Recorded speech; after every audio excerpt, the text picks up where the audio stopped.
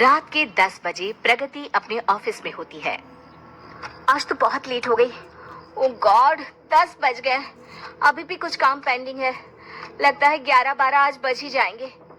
Ma'am साहब, बहुत देर हो गई है। और कितनी देर रुकेंगी आप?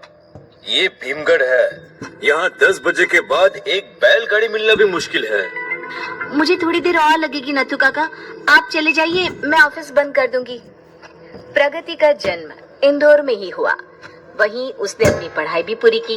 कई नाकाम कोशिशों के बाद आखिरकार एक दोस्त की सिफारिश से कुछ दिन पहले उसकी नौकरी भीमगढ़ में लगी थी। आज तो भले ही पूरी रात हो जाए, प्रोजेक्ट तो मैं कंप्लीट करके ही रहूंगी। बॉस को इतना खुश कर दूंगी कि पहले हफ्ते में ही मेरा प्रमोशन हो जाए। वाह, क्या सही रहेगा ना? तभी पूरी तरह खाली ऑफिस में एक आवाज आती है। ऑफिस में तो कोई था ही नहीं, तो प्रगति की बात पर हामी किसने भरी? ऐसी करहाती आवाज में हाथ सुनकर प्रगति हड़बड़ा जाती है और इधर उधर देखने लगती है।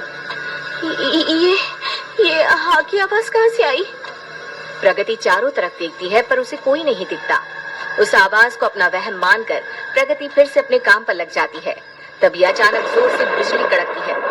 प्रगति ऑफिस के शीशे से बाहर देखती है, जहां से खूब अंधेरे में थम थम कर चमक रही बिजली के अलावा कुछ भी दिखाई दे पाना मुश्किल था। और ऐसे में अचानक लाइट्स चली जाती है। हे भगवान, ये क्या हुआ? अब मैं काम कैसे कंप्लीट करूंगी? ऊपर से ये तेज बारिश। ये लो, फोन का नेटवर्क भी चला गया। तभी एक रोशनी ऑफिस के शीशे पर पड़ती है। प्रगति बाहर झांकती है तो देखती है कि वो रोशनी एक टॉर्च की है। कोई है क्या ऊपर? कौन? हम ऑटो वाले हैं मैडम, सवारी देख रहे थे। नथु काका तो कह रहे थे कि यहाँ 10 बजे के बाद सवारी नहीं मिलती। यहाँ तो ऑटो वाला खुद लेने आ गया मुझे। प्रगति फौरन ऑफिस बंद करके तेज बारिश में ऑटो में बैठ जाती है। भैया, पीजी रोड लेना। पता है? पता है? कैसे पता है? मैं तो पहली बार आपके ऑटो में बैठ रही हूँ। हमसे कुछ नहीं छुपा है मैडम, कुछ भी नहीं। ये कहकर राजेश ऑटो वाला अजीब तरीके से हंसने लगता है। ऑटो के अंदर की लाल बत्ती, बाहर की तेज बारिश और उस पर ऑटो वाले की बात प्रगति के मन को डराती जा रही थी। अचानक ही ऑटो लाइट्स ऑन ऑफ होने लगती है। राजेश का चेहरा बदल जाता है, उसकी आंखें लाल हो जाती है, शरीर के कपड़ों में खून के धब्बे दिखने लग जाते हैं। कौन हो तुम? मुझे छोड़ दो प्लीज।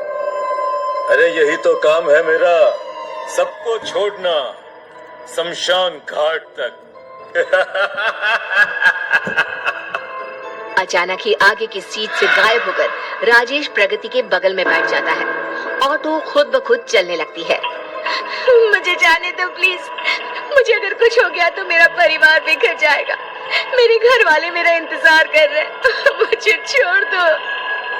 तो मेरे साथ धोखा क्यों किया? मुझे क्यों मारा? मैंने किसी को नहीं मारा। नहीं। तुम्हारी ऑफिस मेरे परिवार की लाश पर बनी है। मैं राजेश, मेरा भी परिवार था जो पूरी तरह मुझ पर निर्भर था। एक दिन एक ग्राहक योगेश मेरे ऑटो पर चढ़ा, कुछ अजीब सी बातें कर रहा था वो फोन पर। कहाँ ले जाए सर आपको? कहीं भी ले जा, पर ये ऑटो रुकना नहीं चाहिए, समझा? इतने पैसे की चोरी की है तूने। अरे अगर तू पकड़ा गया ना तो तू कहीं का नहीं रहेगा। रास्ता मिल गया मुझे, और वो रास्ता मैं था। योगेश ने पैसे कहीं और छुपा दिए और खाली बैग मेरे ऑटो में छोड़ गया।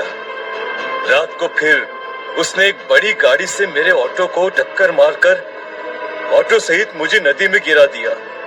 और अगले दिन खबर कुछ यूं छपी कि एक लुटेरे ऑटो ड्राइवर को मिल गई उसके पापों की सजा। मेरे बिना भूख प्यास से मेरी पत्नी और बच्चे मर गए।